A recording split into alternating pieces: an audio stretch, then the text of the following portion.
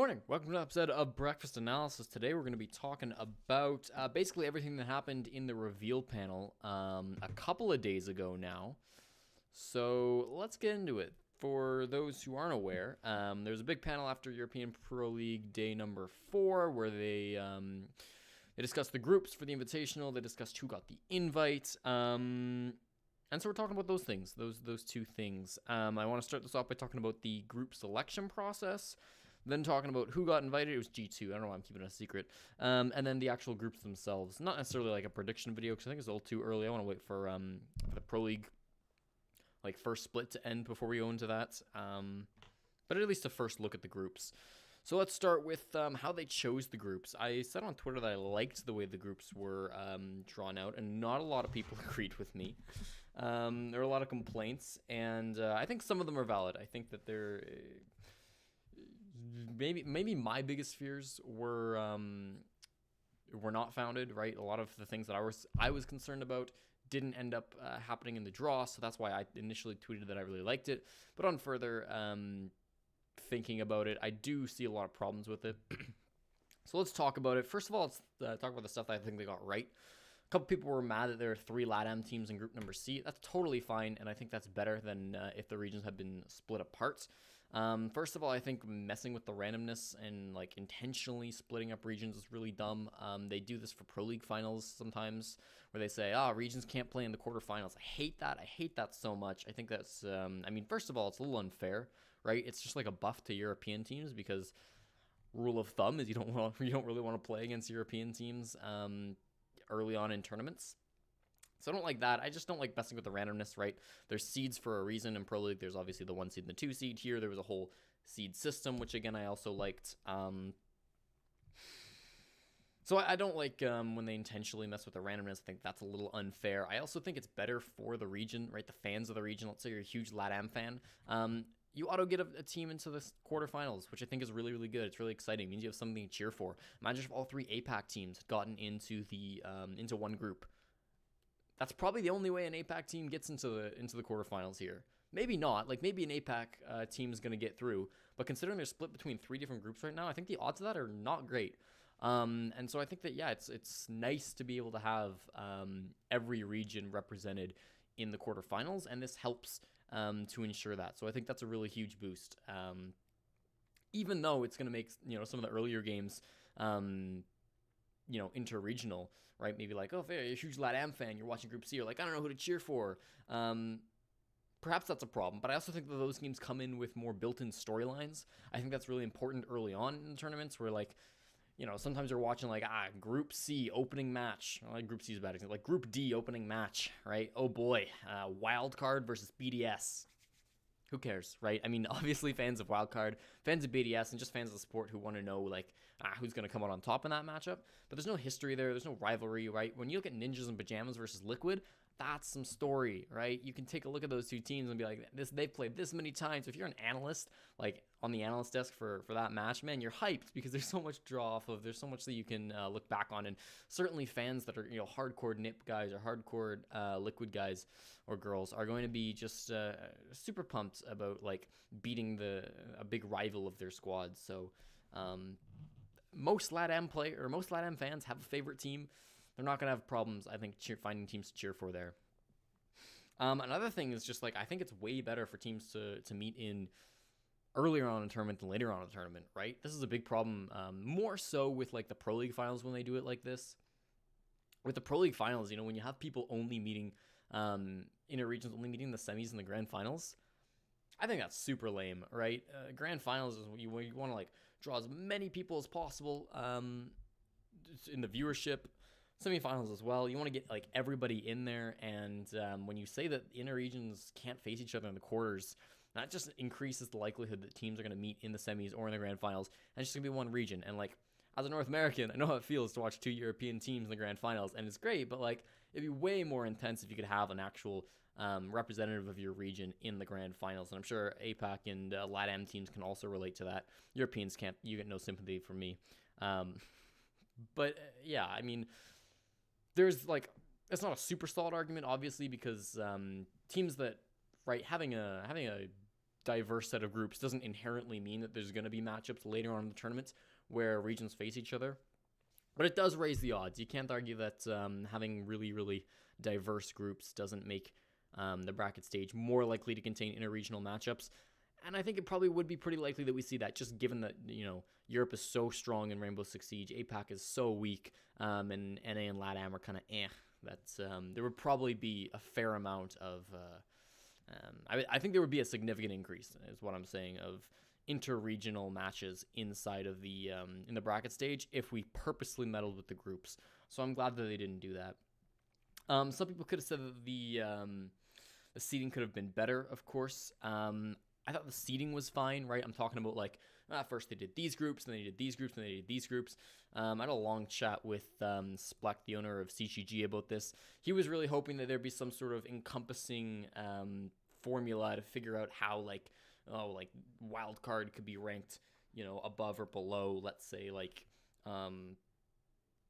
Rogue, who both finished the same in Japan. I don't think you can do that. I think unless you're introducing bias into the system, where a Ubisoft employee says you know what, I think that Rogue is better than Wildcard, so we're going to give them a higher seed.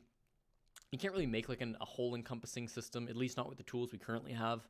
It would have had to be something that was laid out ahead of time, which would have been great, but that didn't exist. So I think choosing the qualification time as the seeding method was the best way to do it. Empire qualified first from the major, so they get to be there first. Then it's all the Japan players, right? Then it's all the minors. Then it's all the qualifiers, and then it's the invited team. I like that. I was a little worried that we might just see Ubisoft pick the top best 4 teams, and then the next 4 teams and randomize like that. I was worried that there'd be no randomization at all. So another big fear of mine was that we would go into things and the seeding would just be really biased. Which I don't like. I think it's a big problem if you have Ubisoft's employees deciding that this team is better than another. Some people disagree. Some people think it's fine, but I think a huge component of sports, or esports, obviously, for that matter, is the entertainment is all real. It's all natural, right? Nobody's picking the storylines to get played. The storylines get created naturally and get created based off of how teams perform and RNG of bracket draws and stuff like that. I also think it doesn't really matter that much if if groups are even. The best team's still going to win, right? Teams are going to prevail. Maybe the 10th best team gets into the top 8 rather than the 8th best team. But at the end of the day, I think that's fine. I don't think that's a huge death to the scene. Whereas I think if you've got people behind the scenes manually picking who goes into which group, that is a big problem, at least for competitive integrity. I also think this would apply if you say you take a look at the groups and you're all right, this team's facing that team from the bracket, that team's facing this team in the quarterfinals of the bracket. Something like that would also be really, really bad for the scene, in my opinion. And that wouldn't sit right with me if I knew that was going on. I don't think it was perfect. Obviously, the system could have been improved a lot. First of all, it needed to be snaked. The fact that it went ABCD, ABCD, ABCD, ABCD ensures that groups A and B were going to be a lot more stacked than groups C and D. That's exactly what we saw, right? Group A had 2 top 4 Pro League teams and a bottom... Or sorry, it had... Wait, 1, 2, 3... No, it had for sure a top 4 Pro League team, and then it also had the major winner, and then it also had a bottom 4 Pro League team, and then it couldn't have had the invite spot in it. Right? It should have gone ABCD, DCBA, ABCD, DCBA. That way the strongest team and the weakest team end up in the same group together. Those would have been G2 and Empire, and then everybody else is more distributed as well.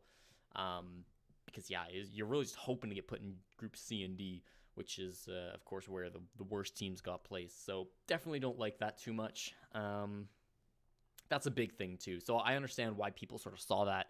And that's why a lot of people were saying that this wasn't a good draw of the brackets. And I get that. I would agree that was a big problem. I also think that they could have done stuff given Japan, split up the Japan qualifiers a little bit more, right?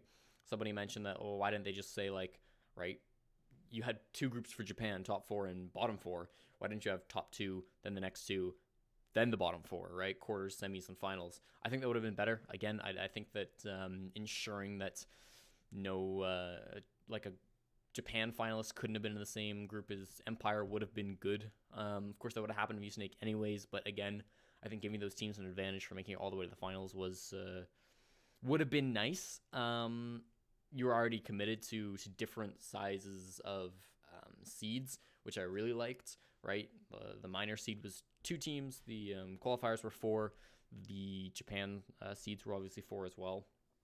So I wish that was done a little bit better. But overall, I did like the seedings. I'm going to stand by them. Again, snaking them would have been big for me. If you had snaked them and also put Dark Zero and Na'Vi in their own separate group, apart from Giants, aka Aerowolf, and Reciprocity, you would have had something like Group A would be like Empire, Wildcard, FaZe, and G2. Then you'd have Na'Vi, NiP, TSM, MIBR. Then you have Dark Zero, Rogue, Liquid, Space Station, and then you have Rec, Giants, BDS, and Fnatic. That's assuming that the balls were drawn exactly the same. But just we snaked things instead, and we moved around the top 4 from Japan. I think those are a lot more balanced, personally, and I think those would have been a little bit better. But I think as a whole, it was a pretty good drawing stage for the groups. The invite, let's talk about this. G2 deserved the invite. I'm not saying the other teams didn't deserve it. Some people are saying no teams deserve it. I think somebody deserved it. I think it was G2. Other teams had strong arguments, right? Secret were very, very strong team at the moment. There's arguments for other squads like Luminosity, but they're a little bit old, or a little bit new, I should say. Vitality wanted it. I don't know. there's a lot of teams, obviously, that wanted that invite. Team 1 were going forward as well. But G2, I mean, the legacy in Siege stands on its own, might be reason enough. 2-time world champions, the major winners in year 3 as well. Being one of the most popular teams in all of Rainbow Six, possibly the most popular team, depending on what metric you use to measure that. That's obviously pretty subjective. They did really good over the course of year 4. People are like, oh, look at G2. They sucked. They got like 6th in the qualifier. But like, they made 2nd at the major and 3rd in both seasons of the hardest region of Pro League. They got 3rd in Season 9 and 3rd in Season 10.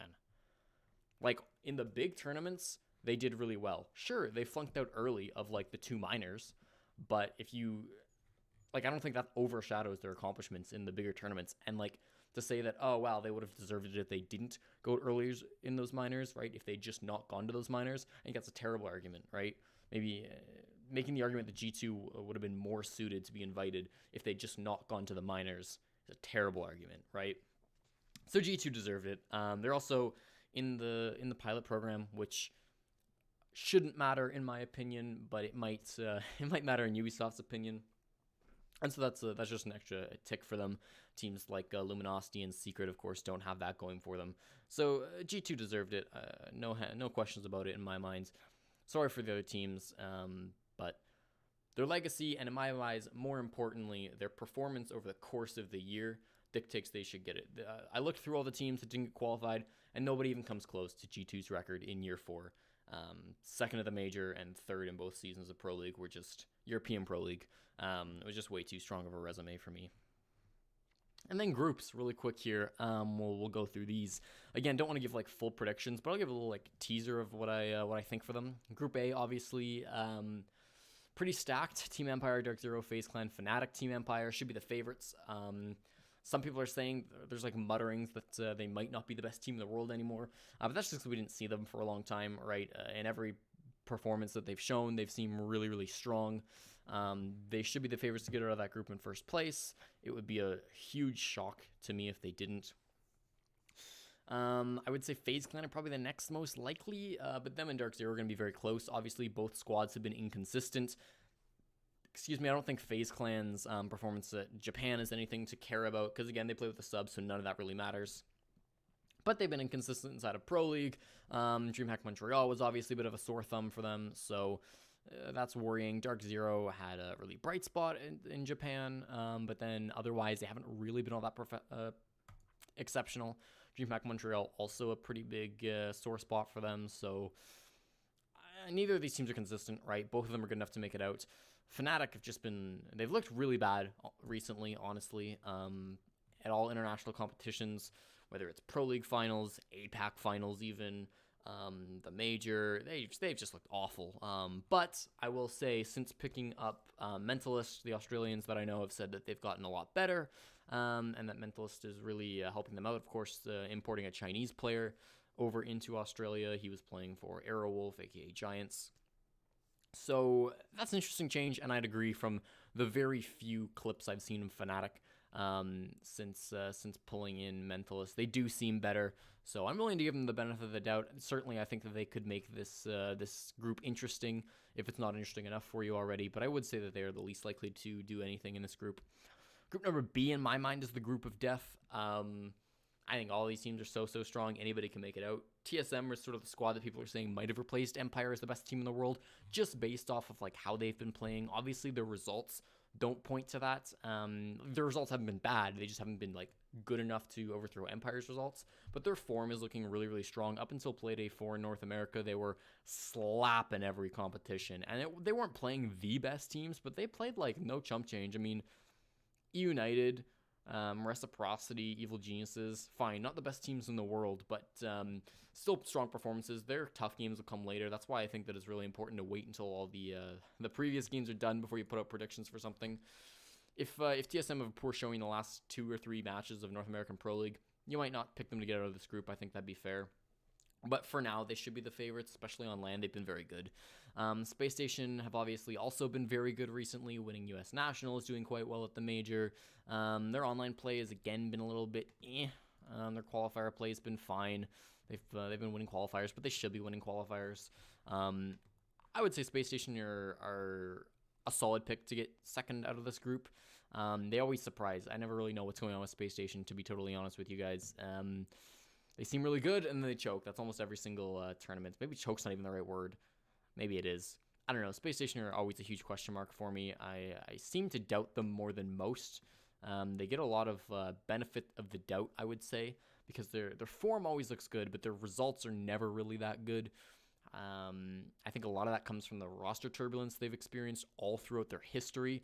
But they've seemed like they've been pretty content with this. There have been some memes going around that False is going to start playing total trash as soon as the Alda gets removed off of Maestro. So perhaps that'll be something they have to worry about. The Europeans, obviously, also in this group.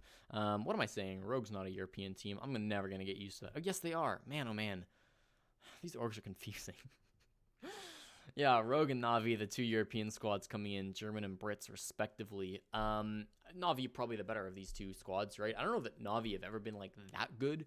Obviously, they won Season 10. They have to be a good team. But you take a look like when G2 were in their prime or when Empire were winning the major, a lot of the games they played looked, like, easy, right? Like, they were clearly stomping the meh tier and, like, low tier opponents, and even some of the good opponents. Na'Vi, even in their brightest times, have always looked like they've like had to work for their wins. So I don't actually rank Na'Vi that high in my tier list. I think they have what it takes to beat the best of them. But it doesn't seem like their peak is as high as its peak that Solo Mid might have, or Empire might have, or even G2 might have. They almost like rely on the enemy team having a bit of an off day. I don't see Na'Vi beating Giants on their best day. I don't see Na'Vi beating TSM on TSM's best day, even if it's Navi's best day, right? That's just what I've seen based off of TSM. They're obviously a very accomplished team, and no doubt they could make it out of this group. It's just not going to be easy. Again, I think this is the group of death. It's not going to be easy for anybody. Rogue as well, also going to be pretty tough. I think they're a little underestimated just because they've been doing a lot of switches recently, but their Pro League performance has been pretty good. 3 ties in the first 4 playdays and a 7-5 victory. So there's no ties on land, which is nice for them. Nice for them in Space Station, I guess. Maybe it's just the Rogue name, man. I don't know what was happening with Rogue as an organization, but they tie a lot. I don't know. Rogue are probably my least likely to get out of this group, but they totally have a chance. Group C, LATAM and Singapore in a group together once at last, I guess. I think Giants Gaming are pretty underrated at the moment. They looked really good in Japan.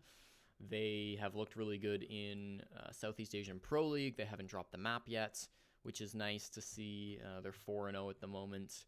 And yeah, they've just looked strong. They just look like a strong team. I was impressed by their play in Japan. I think they're better than people give them credit for. They're Apex. They're always going to be the underdogs, but I actually think that they have a good chance of making it out of this group. In terms of the Brazilians, I think that probably Liquid's going to be your team to look at. Most people would agree that that's the strongest Brazilian squad in this group. Right, people are either going to say the best team is Liquid or FaZe in Brazil, and FaZe is the only LATAM team not in this group. So yeah, Liquid should make it. Ninjas in Pajamas have looked fine inside of Pro League and inside of the tournaments we've seen them at recently. They always seem to get really terrible luck. I thought that they played really well at the major 6 months ago, despite the fact that they got dead last. The last place major teams were 3 APAC teams and NIP. And NIP looked far and away the best out of those last placers.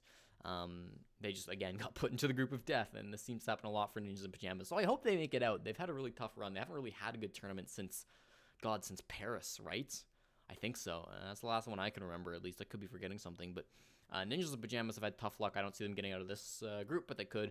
MIBR, I've been really disappointed with since OGA. I was hoping that would be... I was cautiously optimistic, I would say, after OGA, because obviously they looked quite good. They looked like they were playing together. Their strategies weren't too bad either. Their gun skills always been amazing. But we really just haven't seen it translate inside of Brazilian Pro League. And I don't know if it's a super big shock. It seemed like it was a fluke, right? OGA doesn't seem like it was indicative of MIBR's real strength. It seems like it was kind of just like, they got lucky in a couple of games and they made it far into a tournament that they probably shouldn't have. And I don't know. They're the best LATAM team out of the LATAM teams in the qualifier, but I don't think they make it out of this group. I don't rate MIBR very high right now. They haven't impressed me since OGA, and that OGA was even just a weird blip in the radar. There's been no other strong performances, so the boot camp was nice. Maybe they'll boot camp in Europe again before this, and they'll have another surprising run. I hope so. Group D looks relatively weak compared to the other groups. Reciprocity, Wildcard, BDS, and G2 Esports. I'll start with Wildcard, I guess. I think this is the weakest team inside of the tournament. Again, no shade to Wildcard, but they kind of scraped through into Pro League Season 10 finals in Japan. They didn't do too well in Japan. How have they been doing? I actually don't know how good they've been doing in APAC Pro League. They might have been doing fine. They don't play a lot of games. They're 2-1-1, which isn't fantastic.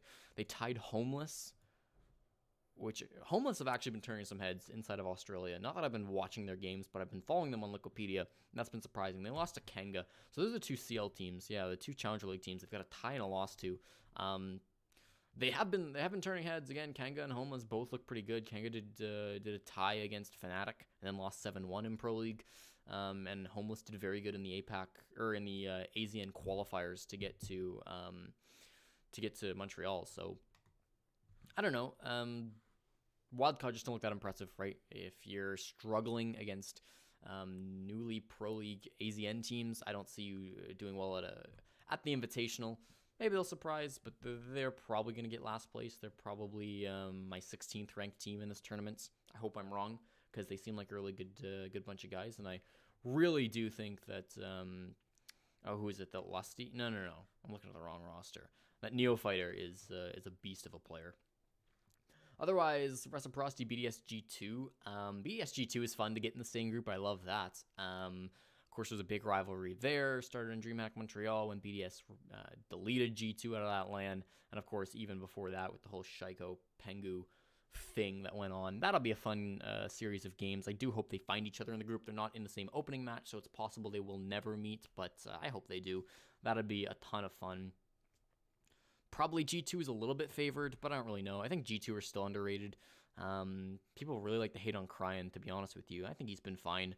I wouldn't count G2 out, despite the fact that their lands have been poor. They've showed up when it matters.